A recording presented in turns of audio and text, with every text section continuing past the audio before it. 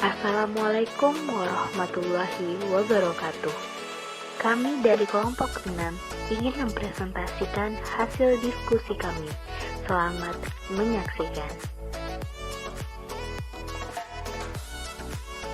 Konsep dan bentuk komunikasi. Komunikasi adalah suatu aksi oleh satu orang ataupun lebih yang mengirim serta menerima pesan yang terdistorsi oleh gangguan atau noise pada suatu konteks tertentu, mempunyai pengaruh tertentu, dan terdapat peluang buat melakukan umpan balik.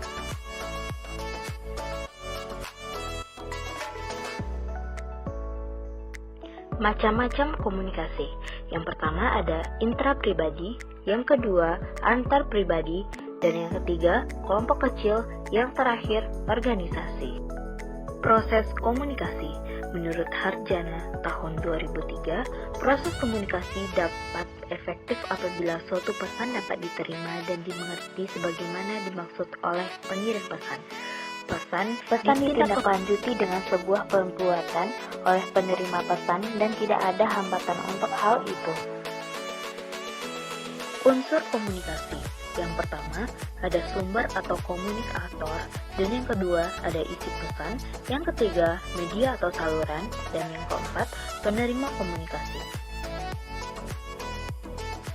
Tujuan komunikasi. Yang pertama, penemuan diri atau personal discovery. Pada hal ini dalam berkomunikasi dengan orang lain, kita dapat belajar mengenal diri kita sendiri maupun tentang diri orang lain. Yang kedua, berhubungan dengan orang lain. Pada hal ini, salah satu motivasi yang paling kuat adalah berhubungan dengan orang lain, membina dan memelihara hubungan dengan orang lain tersebut. Yang ketiga, untuk meyakinkan, dalam hal ini media massa adalah sebagian besar untuk meyakinkan kita agar mengubah sikap dan perilaku yang telah dilakukan. Dan yang keempat, untuk bersenang-senang dalam hal ini, komunikasi bertujuan untuk menghibur diri kita sendiri. Keterampilan mendengar. Yang pertama, mendengarkan untuk kesenangan, dan yang kedua, mendengarkan untuk informasi, yang ketiga, mendengarkan untuk membantu. Ada dua hambatan dalam mendengar. Yang pertama, sibuk dengan diri sendiri. Yang kedua, sibuk dengan masalah-masalah eksternal.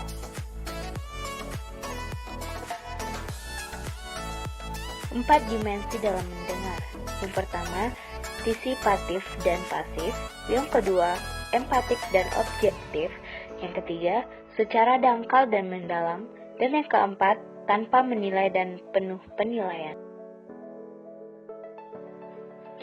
3 cara dalam mendengar. Yang pertama, mengulangi pemikiran pembicara, yang kedua mengajukan pertanyaan yang relevan, dan yang ketiga menyatakan pengertian atas pengertian pembicara. Ada 4 unsur dalam komunikasi, yaitu cara berbicara, mendengar, cara mengamati, dan menjaga sikap selama berkomunikasi atau bahasa tubuh agar tidak mengganggu komunikasi.